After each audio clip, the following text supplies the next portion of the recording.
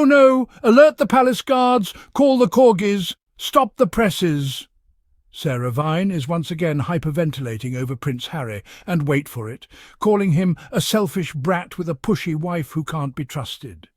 Because obviously the man who walked away from generational wealth, a gilded cage, and a toxic press for the sake of his mental health and his family's safety must be the selfish one. Right? And his wife? A successful, self-made, biracial American woman who dares to speak with confidence, compassion and clarity? Oh, she must be pushy, because God forbid a woman isn't meek, silent and stuck in the 1950s. Please, let's unpack the ridiculousness and give Sarah Vine the reality check she never saw coming. Columnist Sarah Vine's sharp critique paints Harry and Meghan as ungrateful and disruptive. The narrative is powerful, but is it fair? It assumes royal life is a prize, duty outweighs personal well-being, and motives are obvious. True fairness means questioning these assumptions and looking at all sides. Perhaps the roles they were given were unsustainable in today's world. We must approach strong opinions with skepticism and seek clarity, not blame.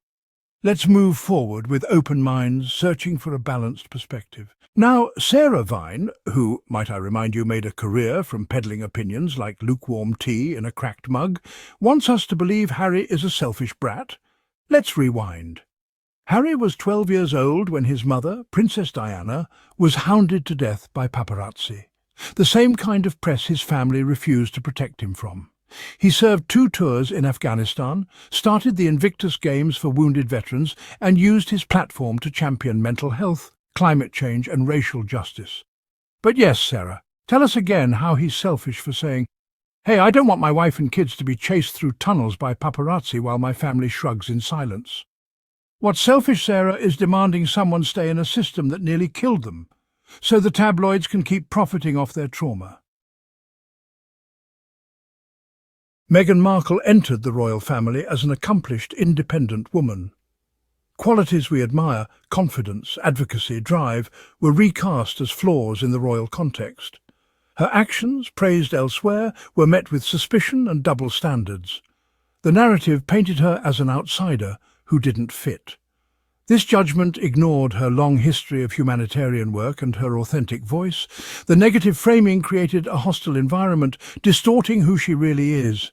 Why is a strong woman of colour judged so harshly? The answer may lie in our own biases and resistance to change. It's time to question the stories we accept. Harry and Meghan's decision to step back as senior royals was met with outrage and accusations of selfishness. But their choice was about protecting their family, not abandoning duty. Harry feared history repeating itself, seeing his wife face relentless scrutiny. Their mental health was at stake. The pressure became unbearable. In any other job, leaving for well-being would be seen as brave. Why not here? Their move was about prioritizing their children and finding peace. It was a responsible, not selfish act. Sometimes the greatest duty is to those closest to us. Through this lens, their decision is deeply human.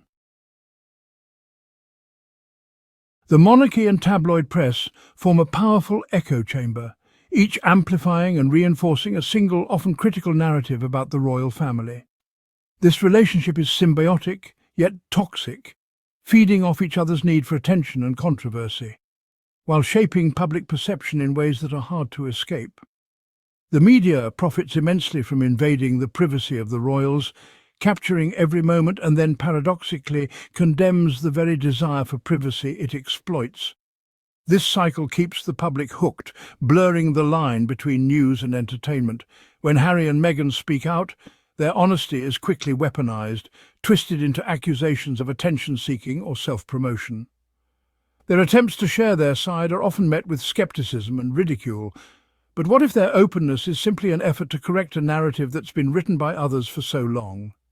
Perhaps it's not about seeking the spotlight, but about reclaiming their own story and truth. Their willingness to speak openly stands in stark contrast to the institution's long-standing mantra, never complain, never explain. This approach has defined the royal family for generations, creating an image of stoic silence. Yet that old approach often avoids accountability. allowing harmful stories and damaging rumours to flourish unchecked, while the real people behind the headlines remain unheard. The couple's willingness to be vulnerable, to show emotion and speak candidly, reflects a modern value, one that resonates with a generation seeking authenticity and openness. At its core, the real issue is an old, rigid system struggling to adapt to a world that increasingly values honesty, transparency and change over tradition and secrecy. Ultimately, it's a dramatic clash between centuries-old tradition and the growing demand for transparency.